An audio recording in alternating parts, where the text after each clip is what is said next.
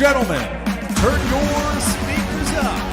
It's time for the On the Mark Wrestling Podcast. Turn up the bass. A podcast discussing all things AEW and WWE. Oh yeah! Let's meet the hosts. First, a man hailing from the hub city in Indiana. He goes by @TooSweetKyle on Twitter.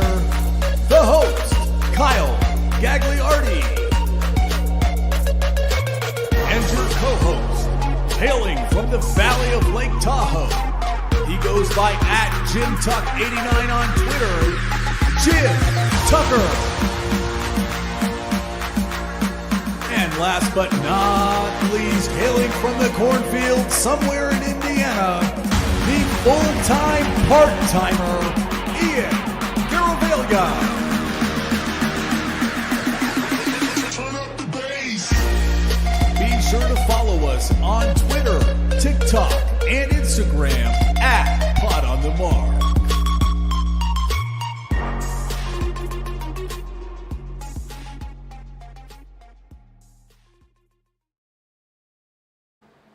What is going on, everyone? You're listening to the On the Mark Wrestling Podcast, hosted by the Marks, for the Marks, and I'm your host, Mr. OTM Kyle Gagliardi.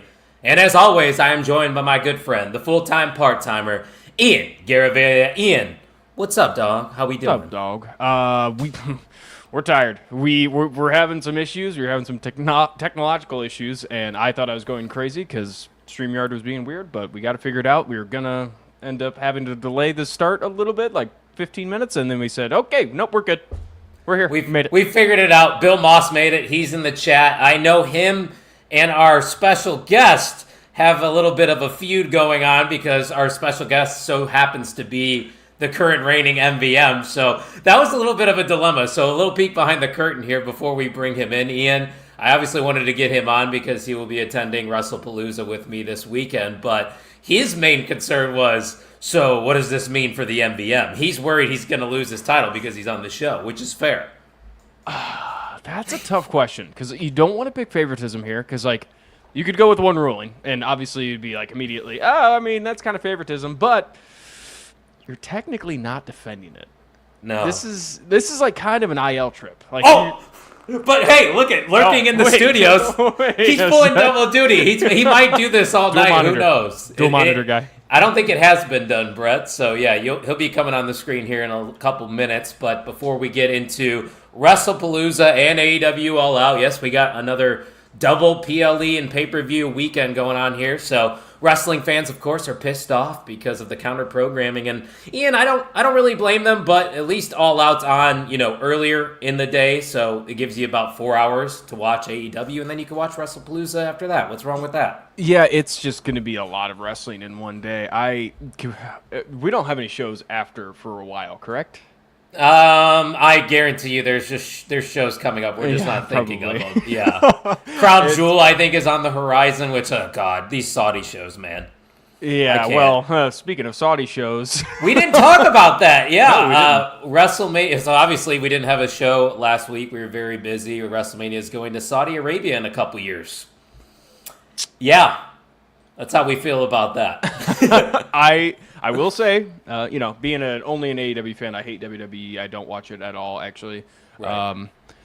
I will say, it's a big opportunity for AEW. If this would be the one time counter programming would be like, yeah, makes sense. This is they could probably host a pretty big venue and almost sell it out. In my opinion, I don't know. Well, my thing is, WWE's probably just going to have NXT and AAA have a big show in the States during that same day. Yeah, we'll have 4 pay-per-views that weekend. 100%. Oh, I can't wait. Get ready for all the 18 mixers that are going to be going down here at the Main Event Wrestling Network. You want to know a dedicated listener? That, my friends, is Dirk Vogus. Dirk is in the house, and I tell you what, Dirk, that's a fantastic name. Well, anybody named Dirk sounds like a stand-up individual. What a name, right? Dirk Van Fleet. Never gets old. Bill says, I'll continue to yell. Wow, we got fighting for the MVM already in the chat. And guess what? It's Tino's time. And thankfully, I was watching Tino stream earlier because he was talking Wrestlepalooza, Ian. And for half his show, his mic was muted. And he didn't even know it. Ooh. Yeah. So he's redoing it tomorrow. Don't worry. Oh, I was about to say, so there wasn't much to talk about, is what you're saying. No. We didn't hear anything that Tino was talking about. But if you want to hear Tino's picks tomorrow night, or tomorrow maybe during the day, he can correct me in the chat. Let the people know what time you're going to be live. But we're live right now, so if you want to support the OTM boys over here, help keep the lights on, head on over to the OnTheMarkWrestlingPodcast.com. Use that promo code. We brought back a promo code, so you're going to save some money. Use code WRESTLE this week/weekend. You're going to save 10%. I couldn't come up with a creative code, Ian, with Wrestlepalooza, which is a dumb name, and All Out. How would we combine that? Wrestle out? Ooh, Outapalooza. Abadaboda. Okay, we don't have to turn this into an Italian thing. Don't disrespect my culture like that, you racist piece of shit. I'm kidding, by the way, guys. The nickname's a Gabagool. I'm good. We're good. Yeah. Ian's got ties to the mob, right? If we don't talk about him. Oh, yeah, we weren't supposed to say that on air. But one thing we do want to say on air, guys, is we are still climbing that ladder on the road to 500 subscribers. Ian, we're at 472. Be a friend and tell a friend, right? We're doing some fun things over here at the On the Mark Wrestling Podcast. Doesn't take much, to steal a line. Well, you already stole the junkies. But, yeah, the wrestling junkies say it all the time. Just tell somebody about it. There's a lot more wrestling fans than, tell one person. There's a lot more wrestling fans out there that listen to podcasts that don't know where to go with podcasts. We like to think we're pretty good at what we're doing right here. We have a good time, I think.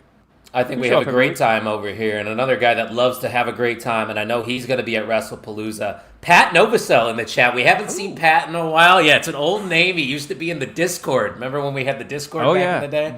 Where is Pat out of? Don't go too specific, but... Ohio, I believe. So it's not far away to Indianapolis, which Wrestlepalooza in Indianapolis, we're going to talk about it, but we're going to have to bring in our special guest. So this man, like I said, has been on the show before. He is the current reigning, defending MVM of the On the Mark Wrestling Podcast. He's a man I wrestled on the half marathon stream, and I showed the world our great triple threat match at WrestleMania. True. He is a former champion in our backyard wrestling company that shall not be named. He is attending Wrestlepalooza with me this weekend. Say his name and he appears. Ladies and gentlemen, it is Brett Haskell. He appears. I believe in Joe Hendry. I believe in Brett Haskell. Brett, welcome to OTM, my friend. Hey, thanks, fellas. It's good to be here. Ready to talk some wrestling. And you were talking shit in the chat, too. You just said Ohio sucks, and then you hopped on the camera. Hey, as a guy that was just there today, your guys' drivers need to figure the fuck out. Listen, holy nothing good has ever come out of Ohio. Oh. Does anybody go and vacation in Ohio? No. They got those stickers on their helmets. It's pretty cool. Oh, don't talk about the stickers with a Michigan fan down here. Don't even get me started. Yeah, we're not going to get into football because it's been a rough start for your NFL team, but we got big things happening this weekend in your guys' hometown. I feel like I'm going to be in your guys' neck of the woods. I'm going to spend some time with you. Ian, I'll see you tomorrow night, and, of course, Saturday with Brett. But, Brett, what's your overall excitement levels? I know you haven't been to you were at the Royal Rumble with me, so this will be your second PLE of the year. How you feeling? Yeah. No, it's exciting. I'm cautiously optimistic because obviously they want to put on a good show, right? For ESPN, first time being on ESPN, so it's something that they're obviously put together a pretty good card. So I'm excited about the card. I think I read today that Cena and Lesnar are starting it off. So that's one way to get it going.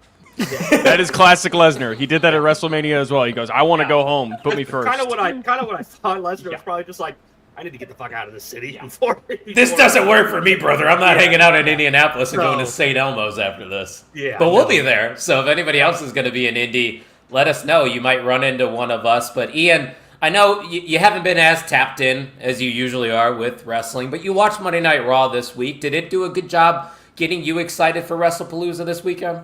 I think so. I don't think it got me any more excited than I already was. I don't know. This whole pay-per-view just kind of still feels weird to me. It's rushed. I don't know why. Yeah, it definitely is rushed. Absolutely. And the build-up for their, well, not going to be the main event anymore, but Lesnar versus Cena, which you could argue is their main event, just so happens to be going first. So I guess technically not a main event, but it was all just kind of fabricated hype.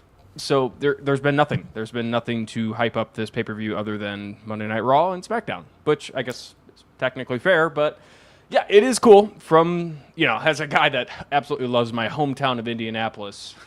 Yeah, been here for a long time. No, as a guy that is from the city, it's nice to have 2 pay-per-views in this city, and I think we could all agree it's a really awesome city to host any wrestling event. So I think it's good things to come for us, at least.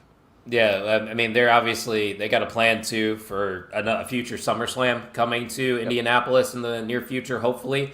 And WrestleMania is supposed to come to Indy. But Brett, I know you were in the studio, so you heard us talking about it. They're going to Saudi Arabia instead in a couple years, which, man, they really are just chasing the dollar right now. It's all about making money, isn't it? It's all about money. And to kind of piggyback up what Ian said about them not really having any kind of hype towards this, you're absolutely right. What they did was they used the hype of the deal with ESPN. Sure. And they were hoping that was just going to be enough to bring in a new wave of people. And with the demographics that either watch wrestling or make fun of wrestling, like when you broadcast it on ESPN like that, it's going to cause a little bit of a stir between them. But yeah, Saudi Arabia. I every time I've watched an event in Saudi Arabia, it just feels.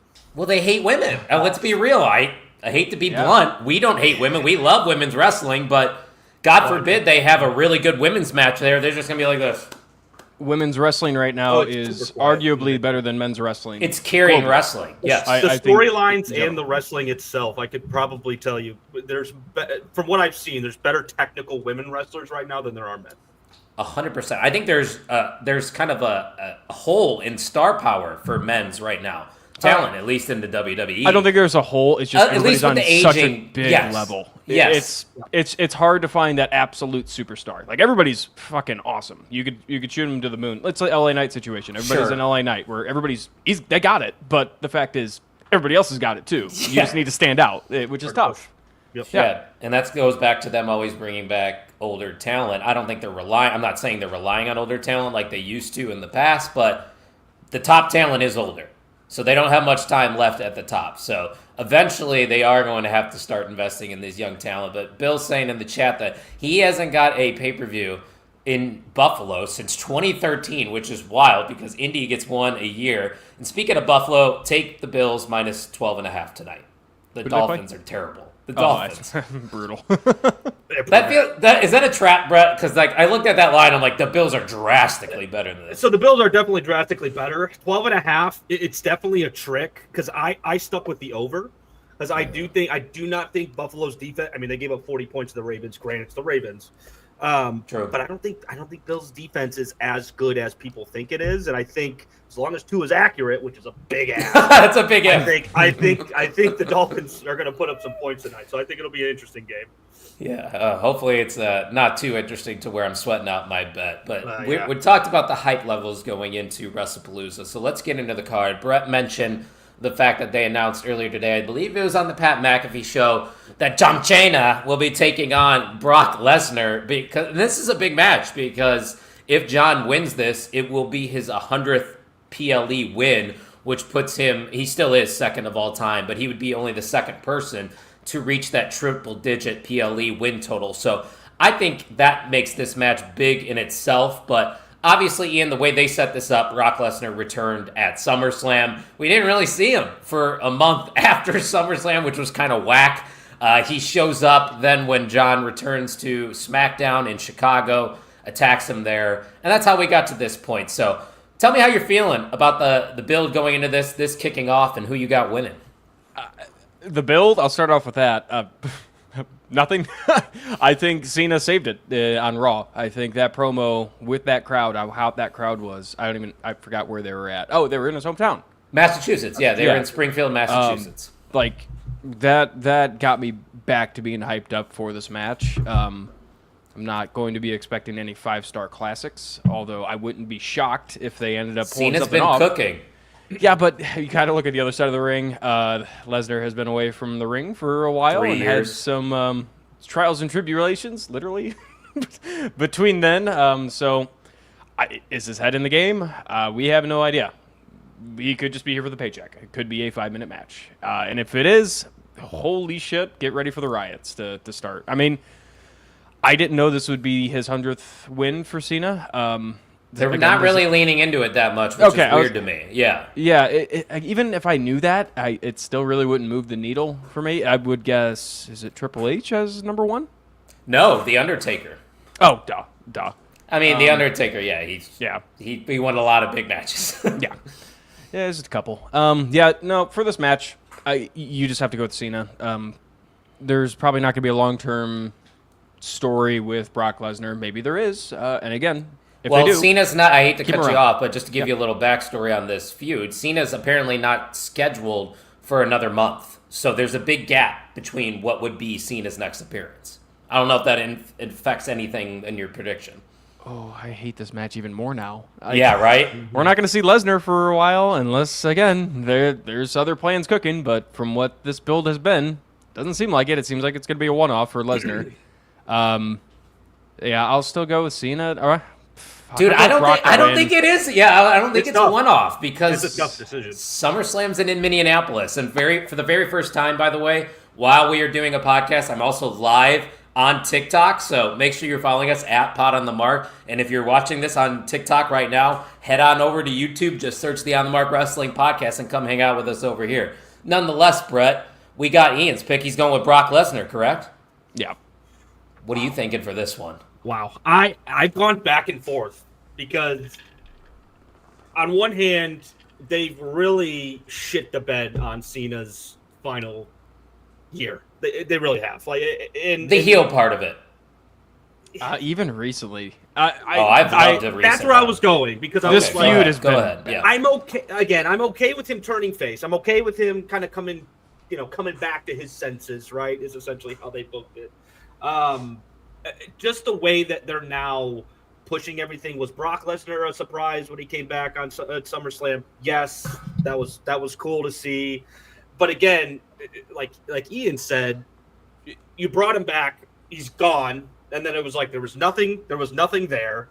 John was still making appearances, and if I remember correctly, John didn't even really bring it up his first appearance after he got attacked by Lesnar. So they kind of just pushed it to the side. Yeah, it just felt weird. Everything felt weird about it. So I was like, is Brock actually going to be here a long time, or did he just kind of shake hands with Cena on the side, which is like, hey, I'll come back for you, and then I'm out, which is that's what it looks like because there's nothing else that I can see on the roster that would be booked for Brock. I don't see anybody, Brett, asking for Brock Lesnar anymore. He served his purpose in the WWE. We don't really need him here anymore. He did what he needed to do, and he's done. I would have been happier if they brought back Edge. Obviously, he's with a different company right now, but I would have been happier to see that match because as an old head, when I was watching it, when John and Edge were going at it, like that was one of the best rivalries that you got to see. Anyways, I could get sidetracked.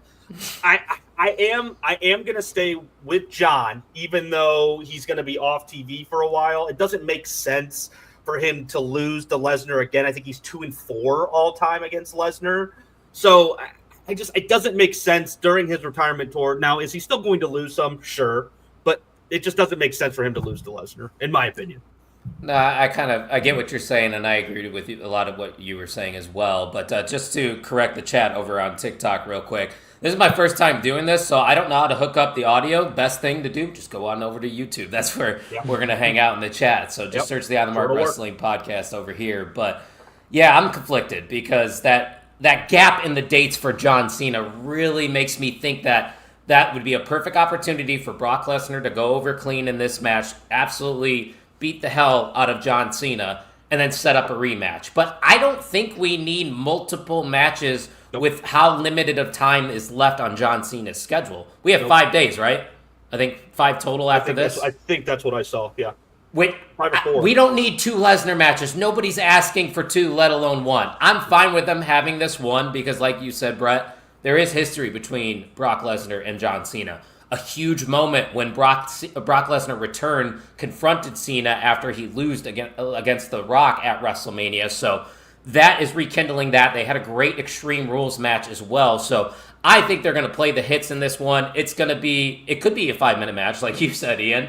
I wouldn't be mad at that whatsoever, but I think we're going to get a solid 10-minute, fast-paced opener here. Get the crowd excited, but ultimately, John Cena is going to come out on top. I think you got to give the people what they want. Give them win number 100 on the very first ESPN pay-per-view. It just makes sense to me, and it's what I want to see, and it's what I think needs to happen.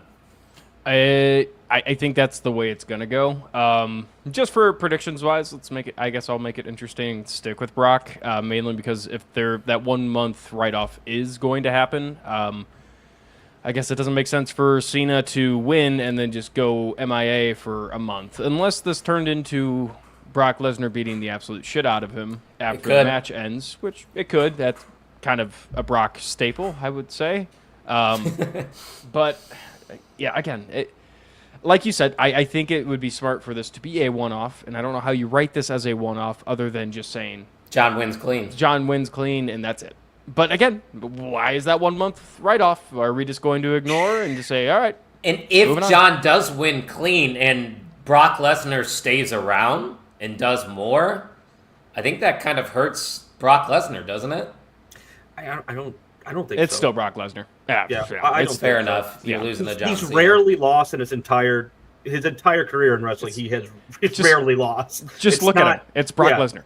That's all built like a brick shithouse. Yeah. He just walks around. And it's just a massive. That's true. Even if somebody wanted to talk shit about Brock Lesnar, he lost to Cena. He's not credible enough. Just show him a picture of his. Well, again, it's like you lost to John Cena. Like you didn't lose to Ron Killings. You didn't lose to Hurricane Chris. You didn't lose to some random person on the roster. You lost to John Cena, who is performing the way we're used to seeing him perform. You can tell he's starting to actually put in the training now comparatively, because I know he heard the whispers during the heel turn. I know he did. He had to, right? Of how out of shape he looked, how gassed he looked. All those matches took 30 minutes, and it was 20 minutes of him just walking around and taking deep breaths. So John really wants to put on a show, and again, that's what leads me to believe it might be a little bit longer of a match. But give Cena the sentimental win. It's his farewell tour. Brock don't give a shit about the company, whether Vince is involved or not. So he's there for the paycheck. He couldn't care less. Yeah. He's there to serve his purpose, and as soon as he's done with it, he's just going to go back onto his farm and live his life. He don't care. I will say, it's like, we have to think of the longer picture too. It's going to end with Cena and Cody Rhodes facing each other again. You think? I think it still is. Really? I don't know. Okay. I don't know if it's gonna be the last match, but we're gonna get back there.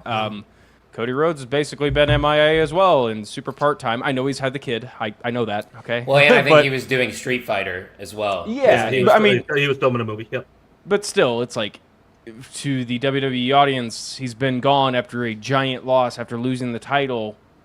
He's gonna come back to Cena before Cena's time is over. Yeah. Do you think Cody will still have the belt then, or do you think it'll be Cody versus Cena without a belt? There's no I feel way. like it makes more sense if it's without a belt. Because why would you have Cena's last match against a world champion? I wouldn't want it. He already has the record. No, it wouldn't be. Yeah, it wouldn't be. It wouldn't be for the title. What I'm saying is now you're essentially holding the title in a match that it doesn't matter, right? Yeah. It's not. No, I get what you're saying. So it's just and at a Saturday night's main event. I don't know. That doesn't seem. I'm hoping it's a call. It's been random. That's a pipe dream. Yeah. Who knows? They're kind of just doing the Cena retirement tour on the fly, it feels like. It's 100% what they're doing. But like you guys were kind of alluding to, recently I think it's been really good. Yeah. I think he's performed better in the ring. Yeah, Cena in general, yeah. Cena, as a whole. Like, this is what people I the whole time wanted to been embrace great. him. I don't think the writing's been great. I think John's kind of taken a little bit of the liberty with writing his own promos. You can kind of tell between promos that he has given that have been written for him and ones that he's out there just swinging it like Punk does. Like, just give him the microphone, let him talk, man. He does it better than almost anybody that's ever done it. So it's just crazy, man. This is the last time me and Brett will see John Cena. Yeah. Wild. It means a lot to me, as people know, as John Cena is my favorite of all time, and thankfully I've gotten the opportunity to see him at the Royal Rumble. So did these guys right here, and I also got to see him at SummerSlam. So the fact that I've gotten to see him 3 times in his retirement tour, I'm grateful. I really am. So I can't wait for this weekend. It's going to be a blast, but we got more matches to talk about. So let's get into this tag match, and we're going to start with Brett since we started with Ian last time. We have the reunited Usos with a different Jey Uso as of late. He seems to have had a tribal chief edge to him, I guess I would say. Taking on the Vision, the Bronze, whatever you want to call them, Braun Breaker and Bronson Reed. Brett, you get to kick things off here for this non-title tag match. Yeah, so I'm excited about this because I feel like they are taking Jay into new waters in terms of his story. He's been losing a lot lately. Obviously, him and Jimmy getting back together. Is that going to be rocky? How's that going to really work out? Now, granted, they're brothers, right? We're getting back to the Usos, which is great because when I left, the Usos were just the Usos. That's just who they were. They were a tag team, and that was it. You saw them once every 3 weeks. But now they're everywhere. They're on TV, and they're great. Jay's great. Jimmy's great. Exactly. But also the LA Knight wrench, right? That kind of comes into it as well for me. So I think if I had to give you my prediction now, I think Braun and Reed end up winning this match. Whether it's again some sort of discontent between Jimmy and Jay or LA Knight coming in and somehow costing them the match. I don't know if LA Knight's getting into like maybe a heel turn at some point. Again, that's still very fresh, but I think you've got to continue to build Braun and Bronson Reed at this point because they had also been losing quite a bit up until their recent victory. But you're not referring to the constant main events that we've been seeing the past 5 weeks with the Vision losing. I mean, come on, guys. Can we get more creative? And we say it all the time. This is their off season, if you will. They always say there's no off season. They're mailing it in right now, guys. They intentionally do this every single year. It's just the casuals don't know how to handle themselves. Yep. We just go through this shit. That's what we do. We're marks. We know what it is. But there's a lull in every single sporting brand, right? Just after the All-Star break in baseball, nobody really wants to watch it until it gets to now, right? The Bears season in general. Oh, I thought he was going to bring up the Cubs for a second there. Well, the Bears in general. But football at the beginning of the season is the lull. It's exciting the first few weeks, and then you kind of start to get into the reality of it, right? You start to know where your team is, probably by week 4 or 5, and then it's just like, all right. Week 1. No. I was there. But yeah, no, again, I to bring it all back, I mean, you have to give the Vision something here, especially if you're going to build more on Jay. To me, that's where this story is going, is more focused on Jay, but we'll see. But again, I think the Vision win. Yeah, you brought it up, and the reason I played that in the background is because this man is going to get involved in this match. The writing's on the wall. They've been telling, like I said, the story's been told the last 5 weeks. If you paid attention to Monday Night Raw, I know if you think it's deja vu, you're seeing the same thing. But that's what's going to happen here. There's too much tension right now with, let alone just the Usos, because like we've been all saying, a little bit of Tribal Chief vibes coming from Jay. Looks like he wants to take the Ula Fala. And LA Knight's not having any of it. He's tired of Jey Uso, so he's going to cost the Usos here. It's not going to be a happy reunion. And also, there needs to be some heel wins on this card, and I'm alluding to that now because there's going to be some babyface wins coming up. So yeah, I'm going to agree with Brett. Ian, I'm going with the Vision as well. What about you? I'll start off really quick and just say the Vision is going to win this, and they need it. I think this is a big win that they kind of need. You got a lot of new eyes, supposedly, with the ESPN deal. A lot of new eyes on this show, again, supposedly.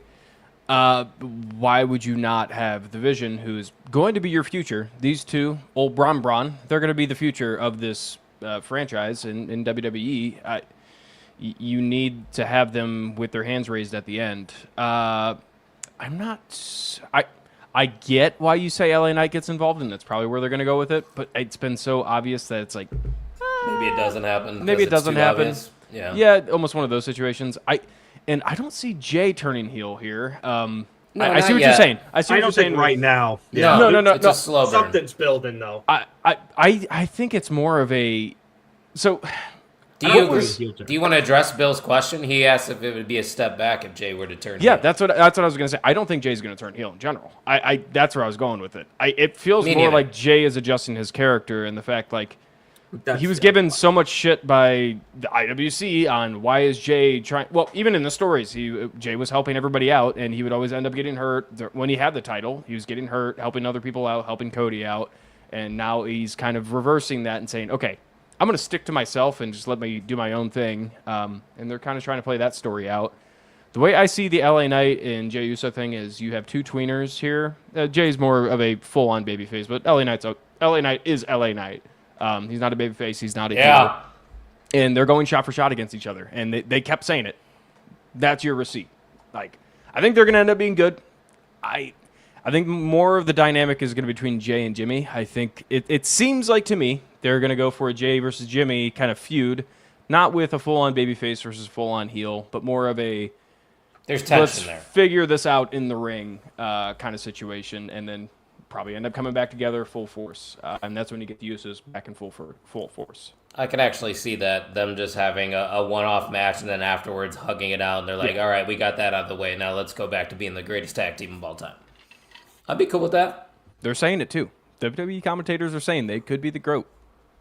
Tag team. I would say that, but once again, I'm a very recent wrestling fan. I'm sure Brett would probably differ on the tag team. I mean, Rated RKO back in the day was awesome with Edge and short. Randy Orton. That was short. It was short, but man, it was electric. Obviously, the Hardy Boys. I can't take the Hardy Boys out of number one just from watching them as a kid growing up, and they're still doing it now. They are. So like, I don't know. You can't really take them out, but there are a lot of good tag teams.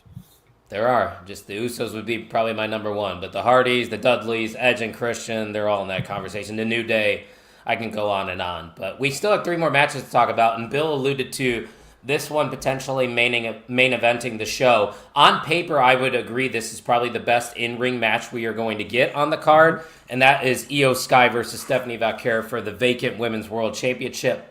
But I don't see it main eventing in this card. I think it'll be reserved for the return of AJ Lee since she's been gone for 10 years, and rightfully so. But I'm going to start things off here. Obviously, Naomi was the champion, so this was actually going to be Naomi versus Stephanie at Clash, and then they pivoted. Instead, we're getting what is probably going to be the best women's match of the year. I don't think that's crazy for me to say if they let these two women go for about 15 to 20 minutes. Which they should. I'm wearing my Stephanie Valkyrie tank top for a reason, though, today, guys. La Primera on top. Io Sky just was world champion. She doesn't need to get that title back right away. Because if she did, I also think they would go right back to the Rhea Ripley versus Io Sky stuff. And we've seen too much of that over the past year. So let's just get something new. You put Stephanie in that spot. Line up some new heel challengers against her. And let's have some fun. Because I think these two women are the best two right now in the women's division in the WWE. Showcase them, let them have some fun. New champion Stephanie Valkyrie for me, Ian. I don't have much to add onto that. I'm really excited for this match, if you can't tell. I know. These two are probably in your favorite category. Yes. Booker T's going to be like, give me some of that shoulder. 3 Booker T's. All right. That's an inside joke. If you know, you know. This match has been an interesting build. Obviously, we had the Naomi situation. Congratulations to Naomi. I don't know if we can put that out there. Very cool. Big Jim. Big Jim. This is going to be a fantastic match, and it's going to be a good showcase for Stephanie Valkyrie, who's kind of been off TV. Just off, yeah. On NXT. She's been on NXT. Yeah. And this whole feud has been built up with, like, the whole Asuka and Kairi Sane thing. Asuka costing That's Io. where I'm going. Yeah, I think that's where I'm going to go as well, but it's just... Or Kairi! It's been so weird. I kind of like it. Just her. Kyrie's so conflicted because there's 2 goats standing beside her. I like the Kairi situation. It's the Asuka thing. It's like, what the fuck are we doing? I think it's great. She's the old wily veteran now. Mm-hmm. Yeah, that is true. She's like the mentor. She's trying to like show, hey, this is Io. This is not what you got to do to succeed. And then Kairi just follow my lead. And Kyrie's like, yep, I got you. Sold. Yeah, I mean, but in that case, I mean, you have to. You have to go Stephanie Valkyrie. Would they put a world title around Stephanie Valkyrie's waist already? Yes. Come on. 100%. Do you see the action she gets on her post? Like, come on. Well, the thing is, it's yes, I think the fans absolutely would Fans love it. want to see it. Yes. It's just, can she do it? I mean, Yes. maybe this is a proving grounds kind of situation where it's like a Tiffany Stratton thing where just fucking throw the title on and see how it goes. Which, in that case, yes, you give it to Stephanie Valkyrie. But, like, I don't know. I'm going to go with Stephanie Valkyrie because I think that is the favorable decision to make here. And EO retaining doesn't do much at all. Or, well, winning the title back, I guess. But yeah, it doesn't really excite me. And that's coming really. from somebody that says EO is the greatest wrestler on the planet. Yeah, so Brett, what are we thinking for this one? Yeah, I won't drag too much into it. I mean, it makes more sense for Stephanie to win it, in my opinion, because there's a lot of other things that Io Sky is going to have waiting for her, essentially, and putting it in Stephanie's hands. If she can hold her own in the ring, obviously, I think the biggest thing for me is, okay, how can we see her from a promotional standpoint for promos, From a character work, and interacting with other characters. That's what I want to see. That's what I want to see grow, and I think she'll be able to do that. She's been off TV because she's been taking classes in English. She said learning better English. No, yeah, So, she's getting better at it. There's a reason why she's doing those things, right? Because they're about to put her on that pedestal and say, hey, let's see what you can do with it. Obviously, you can do it in the ring, but can you do everything else? So yeah, I think ultimately she ends up winning, and Io will start her feud with the Kubaki Warriors and Asuka and run from Did you there. say Kubaki Warriors? Yeah, shout out to Kubaki. I sure did. I sure Like did. that 2 weeks ago. We do. I like calling it Kubaki better because we have a friend named Mikey Kubaki, who is funny. not He is watching. the warrior, though. That's you never know. He might show up. I might know something. Do you have something going on? Say his name. No, I'm kidding. He's not here, guys. Ian for a second actually thought it was gonna happen. He said, "What the hell?" I got my finger on the trigger at all times, boys. I'm ready. Ian, don't forget we do have sound effects. That's why they're fun. I know. I keep trying to find the great spot to use it, but we're all making good takes, and a lot of our sound effects are for bad takes. So See, that's the problem. Like, you never know what you're going to get with an OTM episode. Some episodes we do the deep dive and really get into it, and some episodes we just don't give a fuck, or it's a mixture of both. And that's what makes it exciting, I think. Did we all pick, by the way? Oh, yeah, okay. Now he's going to ruin the show. What? Did we all have our picks then? We're all going with Yes. Stephanie? Yep. yes, Fair enough. All right, 2 more matches to talk about. And I'm going to go first for this one, too, because Ian said he doesn't know what's going on with this feud right here. Yes, he put it in the private chat, but I'm putting him on blast. Absolutely. To be fair, there really is not much to it, Ian. To give you what's going on, is Drew wrote off Cody Rhodes from TV by kicking him through the announce table about a month ago, and they're having a world title match. But a lot of people are speculating that maybe this is where The Rock comes into play. And I know I'm tired of saying The Rock's name. I'm tired of talking about and speculating about The Rock because he only loves talking about himself and that's it. But Drew McIntyre on social media has alluded to the fact of selling his soul. What if Drew McIntyre all along was the guy selling his soul and he wins the title here thanks to The Rock? I don't know. I'm going with Cody Rhodes nonetheless because Cody Rhodes followed me on Twitter and I'm not going to not pick Cody Rhodes. Right? I can't. it's a flex. That is a good flex because Cody Rhodes follows like 1,000 people. 1,000 people? I follow more people than Cody Rhodes does.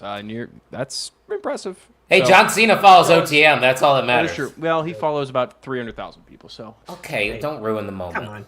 Yeah, all come right, on. sorry, we're special. Let him have it. Well, you got that right. We are special. But yeah, I'm going with Cody to retain here, Ian. I know it wasn't much of a backstory, but to be honest with you, there really is not much story to it. Yeah. That's why I thought I've been on the record many times to say I miss SmackDown a lot, and I didn't see anything on Twitter to recap me on what the hell was going on with this. Thank you. Sorry, Jericho. But this feud doesn't do anything for me. I don't understand how we get here with Drew every single time, and then it just doesn't mean shit. And then he loses. And then he'll lose. He'll probably lose this match, which I'm going to go Cody Rhodes to retain. I'm not going to say that Rock's coming back. There's no shot. Well, actually, no. There was a shot. I mean, ESPN because it's on ESPN. That's why I get why people are saying it, but I'm tired of just fantasy booking The Rock and everything, man. Especially now that he's on Ozempic, we don't need him. Oh shoot! I did forget about. Yeah, he's filming a movie right now. I know, but congrats on the. Didn't he actually have a really good movie that just came out? Who knows? I a think Rock movie, I think probably it's not. critic acclaimed that it's supposed to be. So that means it's not. I don't know if Seen it's that actually hit. movie. I don't know if it's actually. I don't know if it's out yet.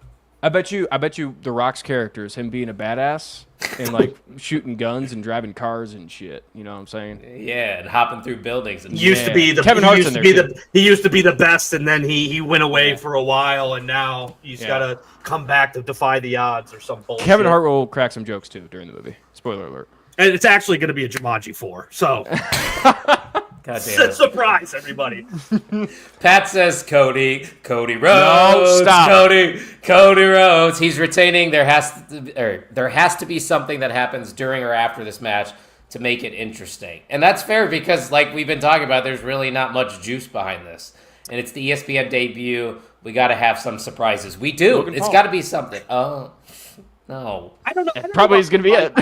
I think the card itself is. I mean, again, you got Cena, Lesnar, you've got Punk. You brought AJ Lee back, and they're going to go against Becky and Rollins. So I don't know. So this match for me, I've lost all hope that WWE is going to give McIntyre a long title or title reign just in general, especially when he doesn't have any sort of momentum right now. No. Everything that he does just kind of dies out. So I don't understand why they would put the title on him. Could he sneak out a win and it completely shock people just to extend the feud a little bit longer? Maybe. But I think the one outside factor that you have to include with the minimal build this has had is Randy Orton. I think Orton could potentially play a role in this match, attacking McIntyre or Cody. That's what I'm saying. I think it's a that could be Cody's next feud. It's a flip of a coin for me that it could be. They haven't done that yet, right? The Orton Cody thing. No, nope. So they got to. I think that's something to look out for. Again, all in all, I think obviously Cody retains. I do think potentially McIntyre wins because of disqualification. But, sure. To set up a rematch maybe down the line. Correct, yeah. Because it doesn't feel like a one-off, does it? No. Drew's too big of a name. I don't have confidence in WWE with Drew McIntyre. I just don't, unfortunately. That's fair because it goes back to what we were saying earlier. There's so many guys at the top like the LA Knights, the Drew McIntyres, the Jey Usos that could be a world champion in any other era, but a lot of cooks in the kitchen, right?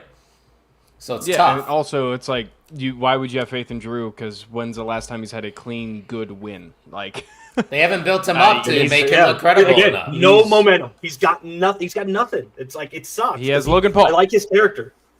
He's saying Randy will look like he's helping Cody out, then boom, RKO out of nowhere. I love it. I think it'd be great. I think that should be the next direction. I'd be here for it. Let's go with that, guys. And if it happens, OTM told you so, right? GBH said, got off work early, had to check in with my dogs. Yeah, the Great Brown Hope's in the house. Make sure you check out his most recent blog. It was his 5 best one-off NXT matches of all time, of course. NXT Homecoming happened this week. We talked about that a little bit on NXT Night Shift, a little shameless plug, my other podcast. At NXT Night Shift on X, we're live every Tuesday after NXT with my worst half, Jay Gold, who's also part of the Indie Wrestling Guide. But we love Jay Gold over here. Has Stan from Burlington been showing up? He returned finally for Homecoming. It was a big moment. Yes. And Stan. great from Burlington. From Burlington. And he didn't ask about Mr. Cincinnati for once. Wow. It was weird, yeah. Might have given up on that. Maybe, yeah. He gave up on that hope. Drew deserves his moment. Have him pin Cody clean. Cody will be fine. Listen, I agree with GBH. I think Cody's fine with a loss here. He had a long reign. He doesn't need another long reign. I mean, I'm kind of stale on Cody Rhodes, so I wouldn't hate it. But as a ambassador to the company right now, which is essentially what he is, going on every talk show possible and bringing the belt with him, I don't see WWE doing that on ESPN. Yeah. On their first show on ESPN when they are broadcasting to the world. I don't see it. Also, if Drew starts showing up on interviews everywhere on every single TV channel, that is kind of like a 180 from his actual character, right? So that's just Sure. I mean, I know kayfabe is dead, but like, No. I mean that's pretty out there. How dare you? There's a show called WWE Unreal where they literally tell you how the soup's made. Yeah, people are still mad when kayfabe is broken. I get it in some instances. We don't need to know information. Like, I love a good surprise. I think surprises should definitely be a thing that is kept in professional wrestling, so hide that information. But, like, if injuries happen, I'm okay with them reporting that, you know? Like, we need to know where these people are if they're not on TV, I think. I agree. John Cena still owes Muhammad Hassan a win. Wow. That's a deep pull, Brett. You probably would only understand that reference. That's a deep cut for sure. Well, speaking of deep cuts, this main event kind of is a deep cut. I tweeted about it because it has a lot of emotional attachment for Brett and I. A little backstory once again for Brett and I's friendship. It really evolved around professional wrestling there for a good chunk of high school. He introduced me to professional wrestling, he and my brother, and Brett was always a CM Punk guy. And I was always a John Cena guy. So you know how that goes. We butted heads over those two for a decade. But finally, as we got older, we grown to appreciate both. And we never thought in our wildest dreams that we'd be hearing, "Let's light it up" again. But we're hearing it. We got AJ Lee, the wife of CM Punk, teaming with CM Punk, of course, to take on Seth Rollins and Becky Lynch, the real-life married couple on the other side that's holding the gold. So, Brett, we got a big main event. I'm really excited for this one, if it is the main event. Once again, I wanted to say a big if there, but I think it should be the main event. How do you see this one shaking out? Yeah, I think it is too. I think Rollins and Becky have been they've kind of been a step ahead of Punk at this point for the last few weeks, obviously up until last week, but then even including last week or on Monday, sorry. So again, I'm going to go with Punk and AJ because I don't see them having AJ lose her first match back in 10 years. It just doesn't make sense. And again, I like that they're doing this because I think I said or commented on one of your guys' shows, if it wasn't last week, but it might have been the week before, that it felt like Punk and Seth were kind of starting to get a little bit of stale. It's like, okay, we get it. They hate each other, right? And now you bring AJ in, you include Becky into it. It's like, okay, cool. We're mixing it up at least a little bit. But yeah, it doesn't make sense for Punk and AJ to lose, in my opinion. But that's where I think it's going. That, and I also believe we have to get to the next level of the AJ Becky feud because this definitely is not a one-off. We know AJ has signed a multi-year deal. So the next step is AJ Lee going after the Intercontinental Championship.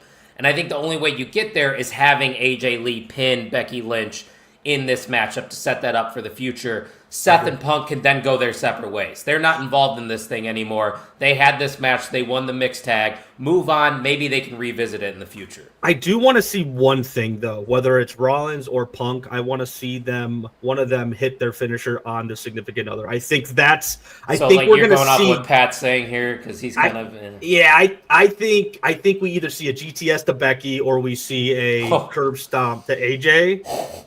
Just because I think that elevates the Punk Rollins rivalry that much more. Sure. So I see it again. Either way, I'm good with it. I couldn't care less who does it. We haven't seen it on TV in a long time, so yeah. I think having that in the match would be cool. But yeah, no, that's what gets me excited about this match. There's a lot of possibilities, a lot of ways that this can go. I do think you have to have AJ pin Becky. I don't see this match staying within the confines of a tag match. So we'll see. And like Ray Brown Hope said, a curb stomp to AJ would make sense, especially with her neck problems. And speaking on AJ Lee, a lot of people might not be familiar with AJ. She was the best work rate worker of her time. It was a different era then, but AJ at that time was the best in the business. She's your wrestler's favorite wrestler. There's a reason she said that in her promo. She inspired this generation. So even if you don't understand the AJ Lee hype, fuck off. Like, you don't have to hate on it, you know? Like, I hate the people that are just like, oh, she's probably going to shit the bed. She won't be able to hang with Becky Lynch. She's 38 years old. She hasn't been wrestling for 10 years. Let's not put pressure on the woman. I'll just say this. So what WWE has tried to make Nikki Bella to be, that is what AJ Lee is to women's wrestling. AJ Lee, if you don't know AJ Lee, just go look back at AJ Lee versus Paige in their rivalry, complete rivalry, when Paige came up. Fantastic stuff. That was probably the turning point. You could, if you're going to point to one moment in women's wrestling, that is the turning point of women's wrestling right there in the world. She was just again ahead of her time. Not to include a pun, but she was the voice of the voiceless in that division back then. Like she really was. Buried everyone. What was crazy about, and again, we're talking about a different era of professional wrestling when misogyny was a massive thing in the business, and women were just held down the entire time. There wasn't a platform for them to come up and do promos, and out of all the women's wrestlers they had at that time, AJ was the one they were handing the microphone to and saying, "All right, go do your thing." And again, she set the stage for the Baileys and everybody else that came after her, Becky. I mean, she laid the foundation for what women's wrestling is now. So again, a lot of people are like, well, she wasn't really a huge in-ring performer. And it's like, yeah, right, let's pull up her cage match ratings when she was wrestling Summer Rae, Layla. Tell me you don't know, you haven't watched women's wrestling before without telling me, essentially, and that's where it gets. So again, for me, it's a sensitive subject because it's like I watched AJ Lee and I saw every single one of her matches. She's great. Sure, they weren't 30 fucking minutes long and people weren't getting their noses broken or whatever. Again, the talent is significantly different than it was back in that era because it wasn't allowed to grow back in that era. So again, completely different era. But yeah, AJ was the beginning of it all.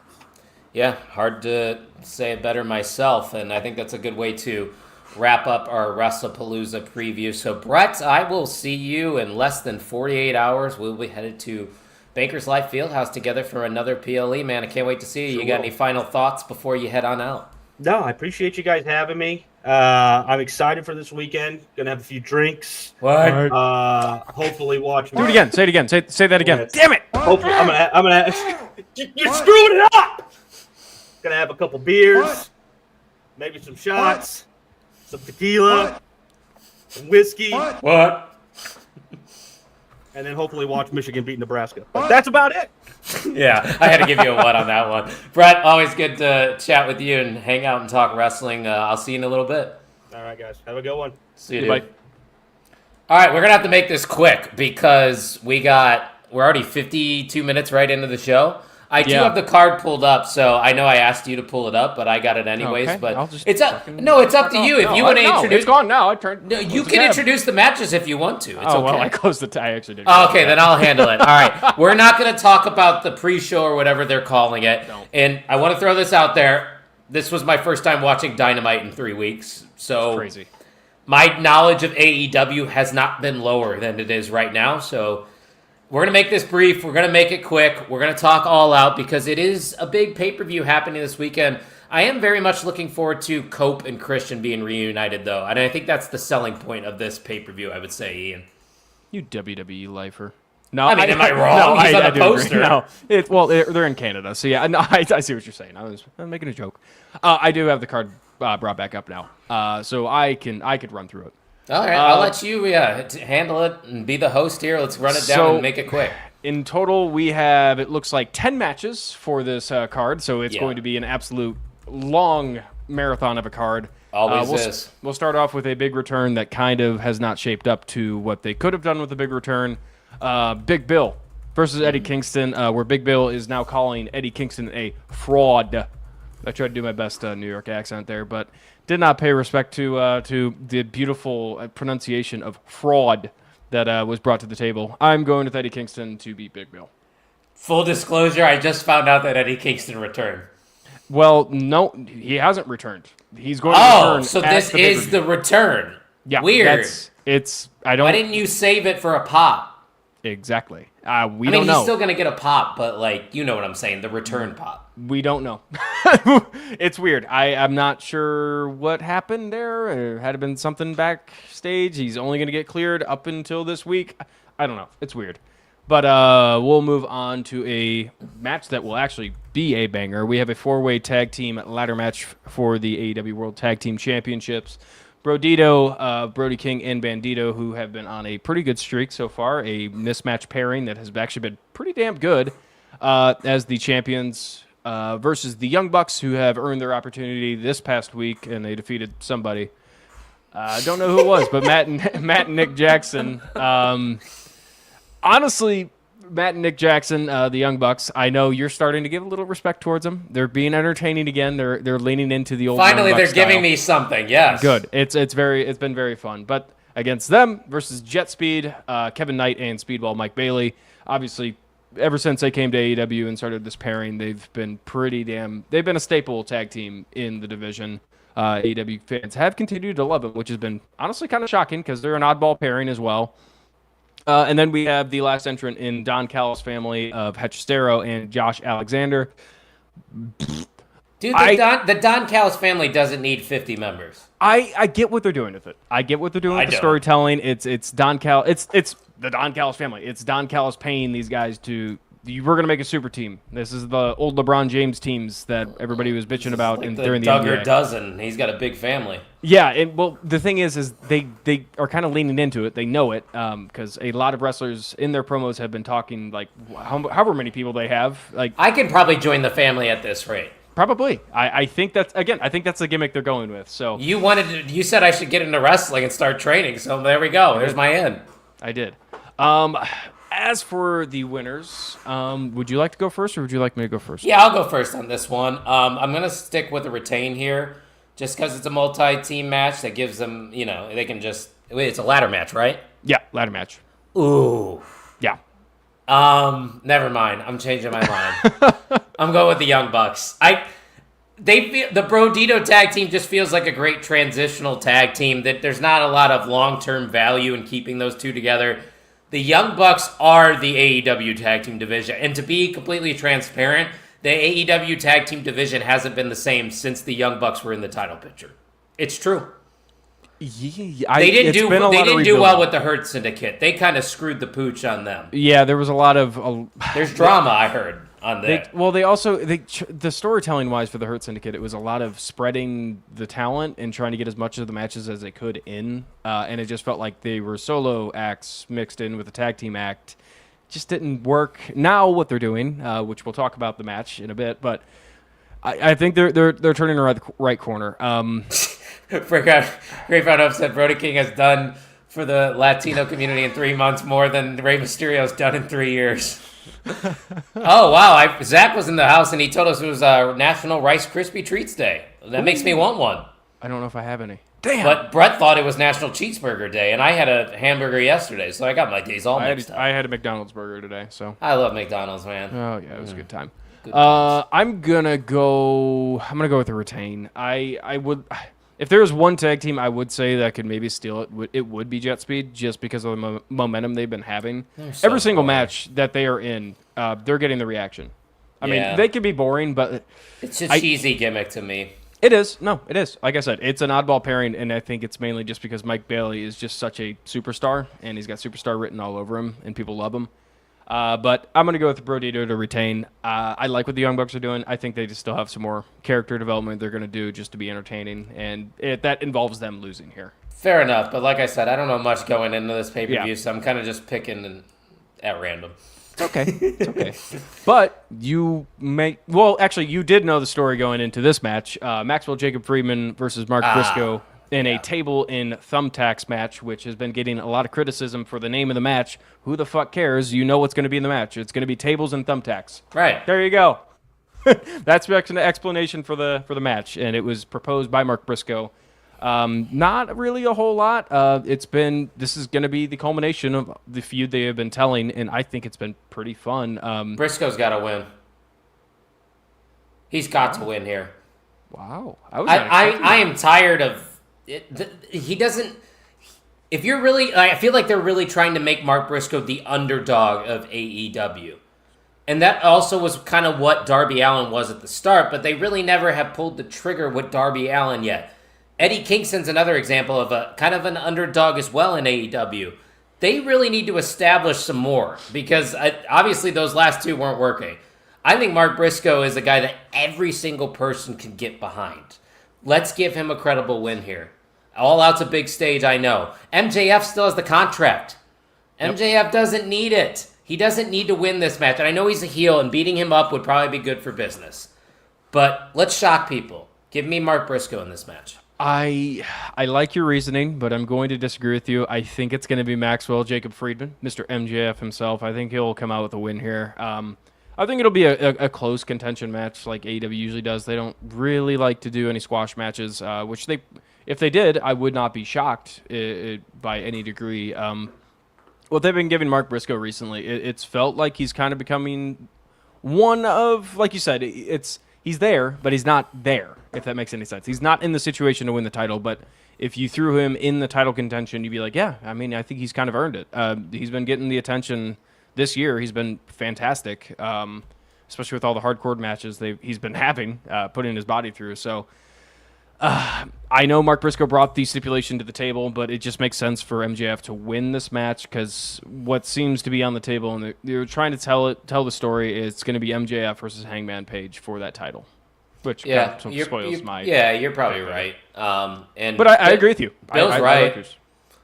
If Darby wasn't climbing Everest, Darby probably was the one that is winning instead of Hangman. Yeah, absolutely. Which is unfortunate for Darby, but he's probably looking at it and he's like, I always wanted to do that. Who cares? Yeah, I mean, I was going to say. Darby will be a world champion someday. It's going to happen. There are less people that have climbed Mount Everest that will ever win the world title in AEW. Shit, most people don't even live to get to the top. Correct, yeah. Most people turn around as well. So there's not a lot of people that make it to Mount Everest. Dude, you get me up 100 feet, I'm done. I hate heights. There's no chance. Yeah, I used to. And physical activity? No, thank you. Yeah, I was gonna say. Well, you're more than me. What are you talking about? I mean, lifting weights is not as much. Like I'm talking cardio. That's fair. Like cardio, no, thank you. That's fair. I get that. Yeah, I think a lot of the guys in the chat would get that. That wasn't a fat joke, by the way. I'm just saying we're not the most athletic group of individuals we watch here. Wrestling. Yeah. Otherwise, we'd be the ones wrestling. How many more matches we got? We got to crank through these. We got a little bit. We have Ricochet and the Gates of Agony, which I think have become a pretty good faction. I like what they're doing with it. They're a little bit more fiendish of a faction. Ricochet is really taking the helm to building the Gates of Agony, and being bald. And it's been super entertaining while also being a pretty dominant faction. It's a good mixture. Going against a Hurt Syndicate of MVP, Shelton Benjamin, and Bobby Lashley. Again, another tag team that I think I like them just be a trio. That's what you're here to do. Bobby Lashley got a lot of shine in Dynamite last night, which was cool. It got a lot of love from the crowd. And I don't really think that's gonna... Oh, gosh. I don't want to bring in backstage politics. I was going to. Don't worry. It's part of my reasoning. The Hurt Syndicate's winning because that's not going to work for me, brother. Yeah. Bobby and them are going over. They want to go over. They're going over. Yeah. I mean... It's true. It's true. I think the segment did sell me for this match on Dynamite. I thought that was a fun segment. But Hurt Syndicate looked fucking dominant. And it just... In the back of my mind, in my wrestling mind, I'm like, oh, man, that means Ricochet and the Gates of Agony should be up next. But probably not the case. It's probably going to be a Hurt Syndicate, which kind of sucks because I like the pairing of Ricochet and Gates of Agony. We'll move on. Too. I haven't gotten my thoughts on it. What do you mean move on? I got to share my thoughts. Okay. First off, I agree with you. I like Ricochet and the Gates of Agony. I don't like them being positioned in this match. And here's your expert analysis on why this team is going to win. I'm going with the Hurt Syndicate. Because they hurt people. Thank you. They hurt people. This is why we have a podcast, people. You're not going to get this anywhere else. Yeah. No, you're not. Some are saying it, not me, but Bleacher Report's saying it, Sports Illustrated saying it. God. Who am I? See, even Brett agrees. Wow, what insight as he creeps in the studio. He's still down there. He's coming back for the title. Oh, he is. I didn't even see him. Our next match, though, is going to be... I know... I don't think you're a fan of this match either. I definitely am not. Oh, sorry, that was an accident. That was not supposed to happen. Break it down. Yeah. We're going Mercedes Moné, Moné. the TBS champion, versus Rio in the return of Rio for the 15,000th time. She's the first champ. First champ. Here's the thing. People on the internet love Rio. I don't know why. Yeah. Why? I don't know. We're all about respecting opinions here, but if you like Rio, I'm sorry. I don't get it, brother. It's just not for me. She's not winning. No. Mercedes Moné has 20 titles, and she is Mr. OTM's 4th greatest female talent of all time. By the way, just tweeted that out, a little cheap plug. So, yeah, I'm going with Moné here. Yeah, it's Moné winning this, and it's just to get her on this card, which, I mean, you have to have her on the card, but, like, no one cares about Rio. Hello. Do you want to give a live promo to Bill Moss right now? Bill, I've been here since day one. Wow. I've been here since minute one. I was actually logged in at 7 p.m. Eastern Time, 6 p.m. Central Time. I was so ready for this podcast. Were you actually? Yeah. Yeah, I was. As I texted Kyle, I was like, not me thinking it was 7 p.m. Eastern. Oh. although the graphic for OTM does say 7 p.m. Eastern for Pacific. Neither here nor there. Neither here nor there. That's for Wrestlepalooza. Bill. Okay, fair enough. Bill, I was here talking Wrestlepalooza. I'm still in the studio, and I'm still hanging around for the AEW stuff, which I couldn't give a 2 fucks about. Okay? I am retaining my title because I have the say. I just want to point this out to you, Brett. You're saying all this, and it's good stuff. It's really good stuff. If this were to be said like in the chat, this could put you up for contention for that title. Like, I mean, if you would have laid that whole entire promo out. I got brought in against my free will. Now, granted, I'm still here. No, he's not. Just like that. It's crazy what you could do at the flip of a switch when you have the power, isn't it? I just want to see if Bill's got a rebuttal. He said, brother, give me the mic. Hey, Bill, it's open mic night, bitch, as Brandy Rhodes would say. Oh, God. You remember that infamous moment? Oh, my God. Let's get through this card. Let's get through this. Yeah, we're trying. AEW Kazuchika Okada as the champion with the AEW Unified Championship versus Konosuke Takeshita versus Mascara Dorada. I was going to say that right off the bat. So Had me until then. Let me bring this to the table. It could have been Beast Mortos because it was Beast I know, Mortos. I watched. Yeah. What the fuck are we doing? I get it. You have your crossover of the promotions. You want It's to get some of CMLL that. guy? Is that who it is? Yeah. I get it. That's there. But Beast Mortos has been, I mean, well, he's dating Mercedes Moné. So, I mean. Good for him. Fucking, and he's a lawyer now. So, fuck, he's had a hell of a year. I mean, just state that right off the bat. But you had the wherewithal to pull that away from Beast Mortos, who's been kicking ass recently, just with, I mean, what he's doing online and his character work. It's been fun. And he's really fucking good in the ring. Whatever. I'll move past Why that. couldn't it just been Takeshita and Okada? I know we're probably getting It's to that. CMLL. That's it. But, dude, when Okada faces off against Takeshita, now we're talking. So, I will say this is not going to be the end of Okada versus Takeshita. I think this is going to be a feud coming out of this match. It'll be Okada versus Takeshita straight on. It's the Don Callis family match, and Dorada's going to be eating a pin from Okada. For sure. And Takeshita's not going to like it. And that's when we're going to go straight to the feud of Okada versus Takeshita, and that's probably going to be at World's End. I think that's where it's going to go. So I like what they're going with the Don Callis family side of it, but why the fuck did we not give the spotlight to Beast Mortos? If he eats a pin during the pay-per-view, whatever. But, like, he earned this opportunity to be in this match. But whatever. Retweet. I don't need to add anything. I agree. All right, cool. Next match, we have a four-way match between Timeless, Love a good Tony four-way. Storm. Well, so does Tony Storm, apparently. Tits out and watch for the shoe, Ian. Timeless Tony Storm versus Megan Bane's not in this match. That's not Megan Bane. It's, I think... Oh, gosh, my dog's being loud. Here, let me cut this promo for Bill Moss on behalf of Bill. Okay.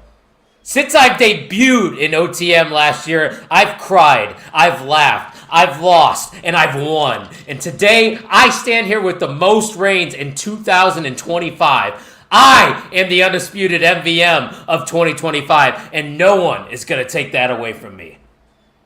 That was a good promo, wasn't it? It was good. You should have said it on the mic, though. Like, we can't really get your emotions through text, so...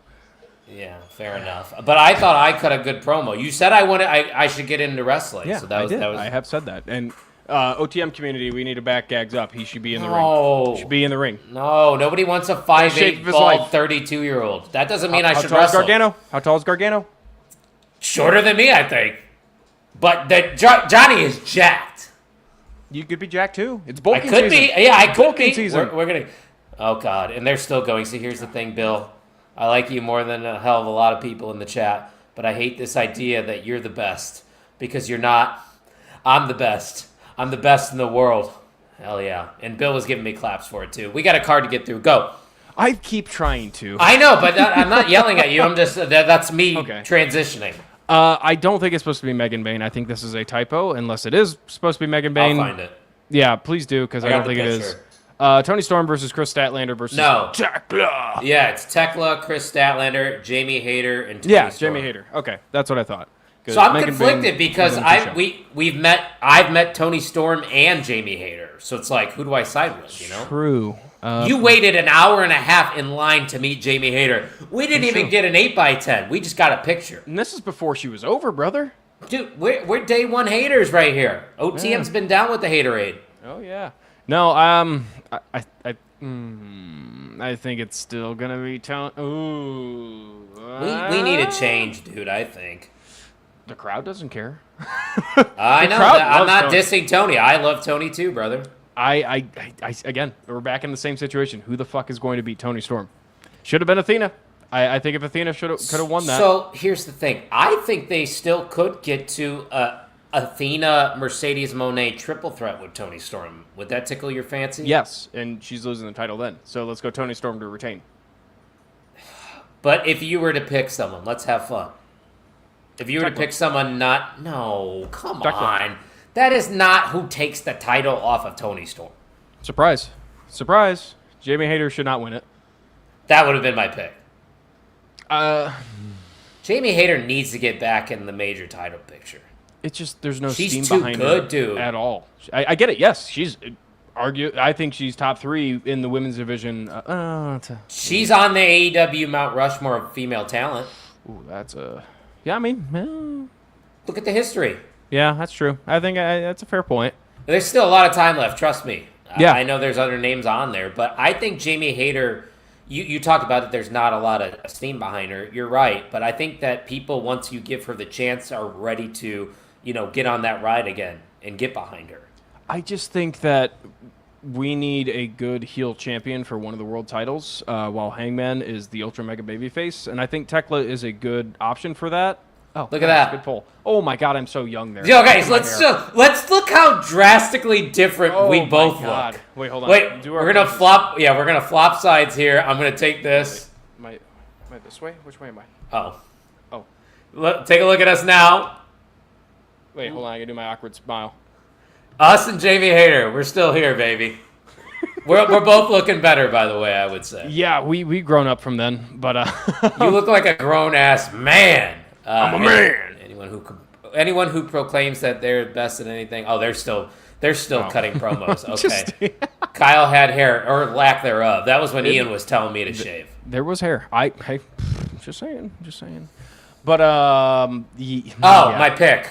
yeah, I'm going Tony Storm to retain still. Even though I want Jamie Hayter to win, Tony Storm's gonna retain. It's got to be Athena or Mercedes. Yes. This title has been such a long reign. A surprise would be awesome. I would like a surprise, a heel surprise. Like, this is a 4-way match. Anything can happen here. Tekla's got the trifecta of whatever that fucking faction's called. Oh yeah, but I'm digging it with Julia Hart and yeah, Sky Blue. I think it's good. It's just a Which, by the way, speaking of Julia and Sky Blue, once we get to 200 subscribers on the main event YouTube, Butters from IW Guide's giving away signed cards by Julia nice. Hart and Sky Blue. So Hell yeah. go subscribe to the Main Event Wrestling Network while you're at it. Love that. Yeah, Tony Storm to retain. Next match. I don't miss my hair, for the record. I'm kind of cool with being bald now. I've embraced the life. You're a good bald. I'm a good bald. Yeah, that sounds bad. Hell Darby yeah. Allin versus John Moxley in a coffin match. This build has been, I think, what was needed for Moxley and for Darby to come back. This feud was on the table for the longest time possible. Like we said, this could have been Darby Allin versus John Moxley for that world title at All In.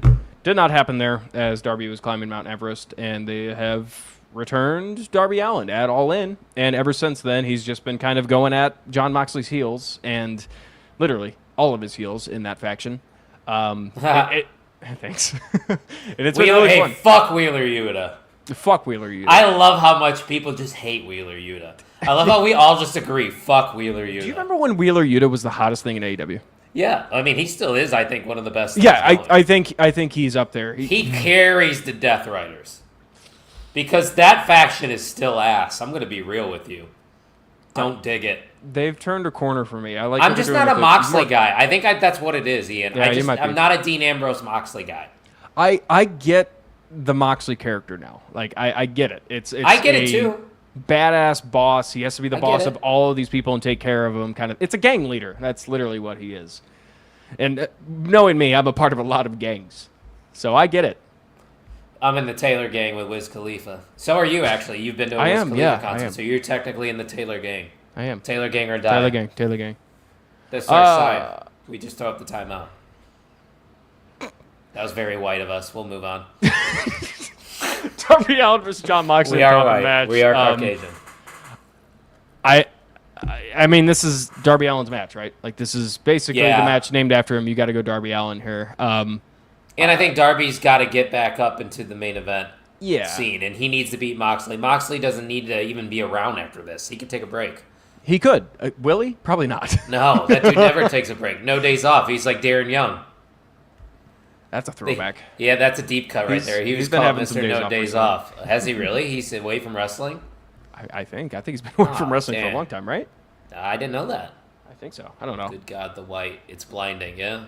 I mean, I got a little bit more tan than he does. I got a bright light on me, brother. Here, hold on. Barroom Kingpin is how I describe Mox. That's fair, Bill. Now I look like a basement dweller. I mean, see, Bill, I kind of disagree. He said a loss for Darby wouldn't hurt. I think it would. We need to reestablish Darby Allin because what has he done since he returned? He's going to squeak out a win. I don't think it's going to be a Somehow, definitive some win. way. It's Sting comes back. He'll be in the crowd. But, the Death Riders will make an appearance during this match. Darby Allin's going to be fighting for his life, which he does every single match. And this is a perfect Darby Allin match. He'll squeak out a win. Won't be a roll-up. It'll be a coffin drop, and he rolls into some possum pin or something. And Darby Allin gets a win, and he runs out of the ring, and he's gone. There you go. That's your win, and it doesn't hurt anybody. Yeah, give me Darby Allin. Yeah. We'll go next to FTR versus Christian Cage and Adam. Christian Cage and Copeland. Yeah. I like how they're not calling him Cope anymore. Thank God. It's Adam Copeland again, which is normal. Adam Copeland is way better than just Cope. But yeah, you don't reunite one of the greatest tag teams of all time to have them lose. And they're winning.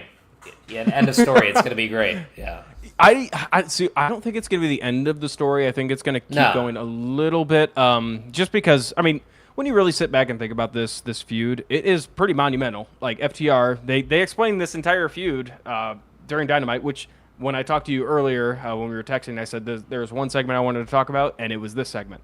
I think what they did with that segment, I think what their FTR is doing with Stokely Hathaway has been entertaining, while also being they're pretty fucking, they're devilish. They are heels that we actually want to boo, not the original FTR that was, oh, sweet, they're in AEW, they're going to wrestle everybody. Now, this is the FTR that we were hoping to see when they became heels in the first place.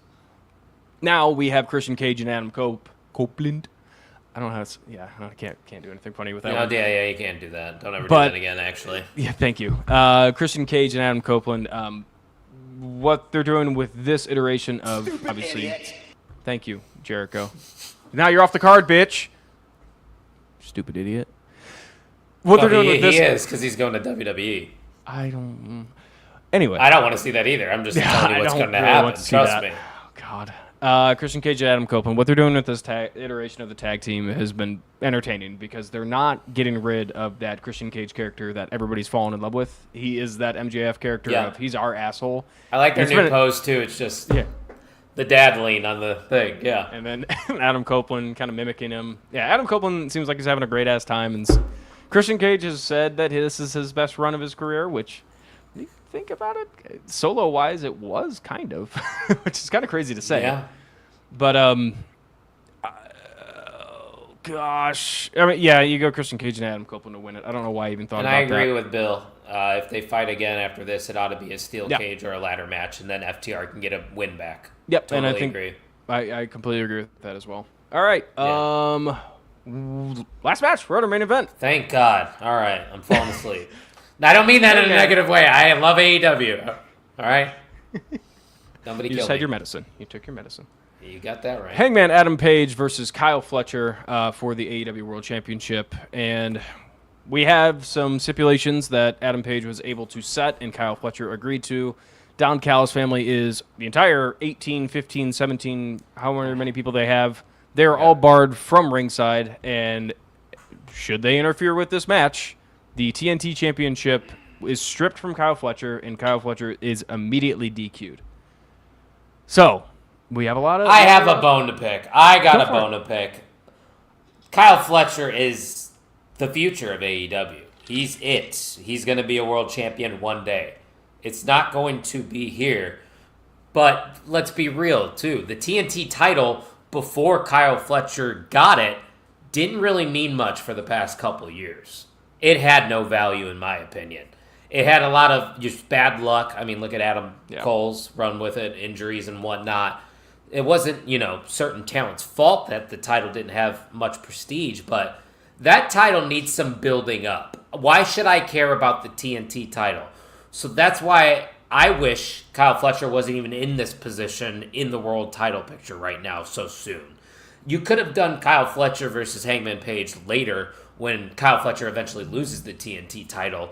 I think we should just be doing more building up the mid-card titles in AEW rather than putting it into the main event and not making it title for title. Like, if you're going to put both champions into the match, do it title for title. And maybe that's just the WWE mindset in me, because WWE likes to do that a lot when they have the mid-card champion face off. Yeah. But I love when Seth Rollins was world champion and United States champion. That was a fun period. And I think that would have added a little something to this match here. So, yeah, man. I mean, obviously who's going to win? Hangman Page. He's the guy. But I'm excited for the match itself. It's still going to be a really great match. But I think, that's why I'm not really into it, if that makes sense. No, I think that's fair. So this match I see as a builder match for Kyle Fletcher specifically. It's going to be a fantastic match. We know Kyle Fletcher is one of the greats in AEW right now. Definitely the fastest rising star in AEW. Yeah, he's the next guy. Like, he's their guy. Fantastic. And it seems like he's got an awesome personality behind the stage as well, which is really cool to hear. But Adam Page is the guy with that title. Would I be upset with Kyle Fletcher if he just won the title somehow? No, I wouldn't. But it doesn't make sense for this story. Because that'd be too soon for Hangman. It'd be like, why did we have that huge blow off for Hangman Page for him to lose the title that soon? That's fair.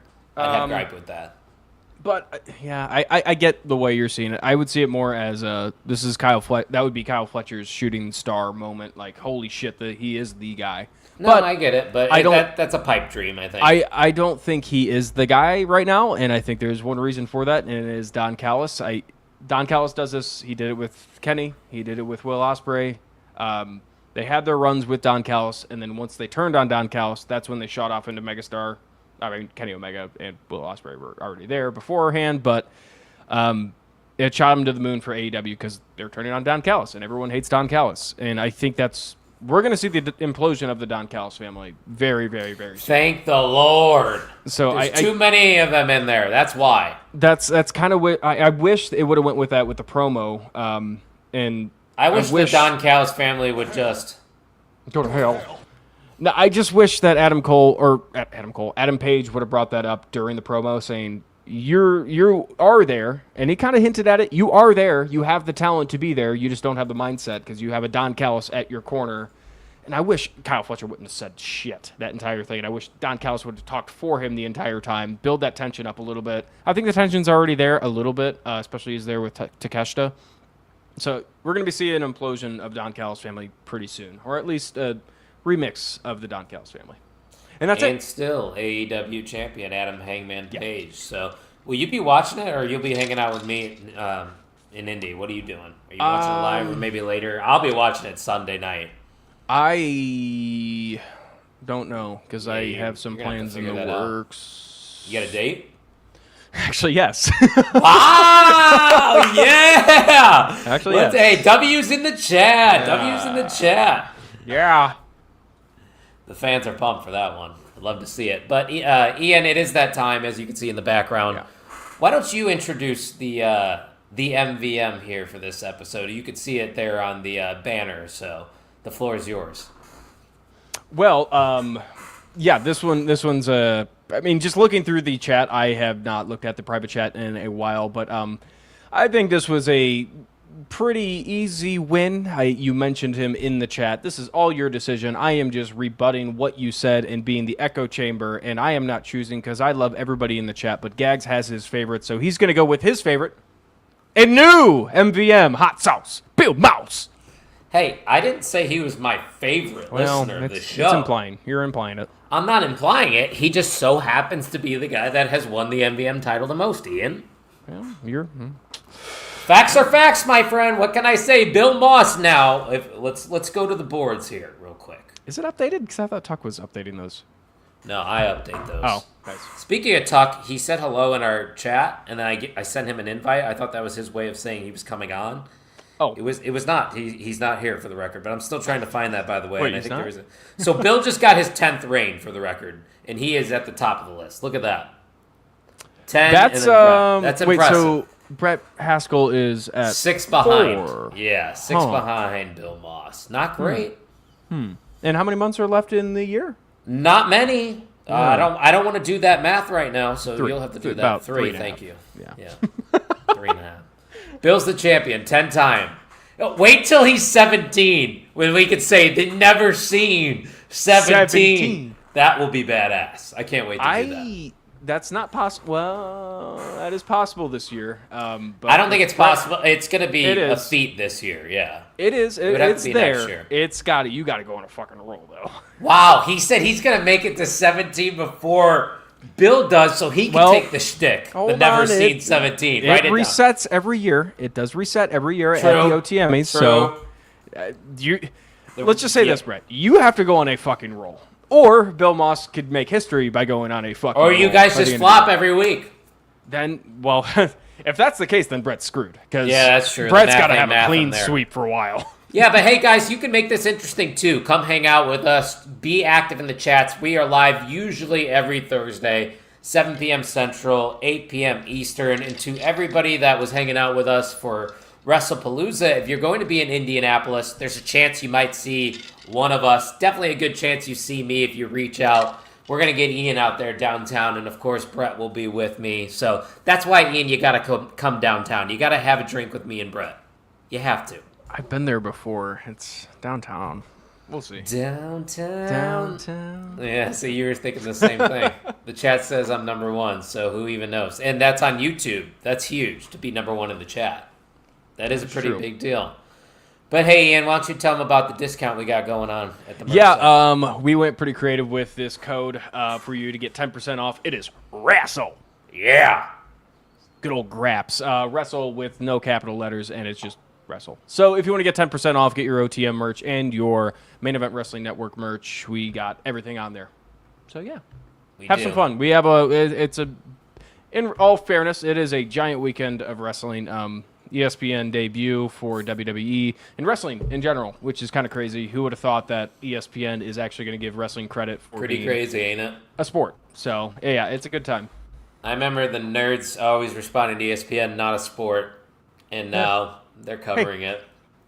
Well, how the turntables, as Michael Scott would say. Brett said, to be fair, Bill, you brought up numbers first, so Yeah. Well, the numbers don't lie. It's 10-4.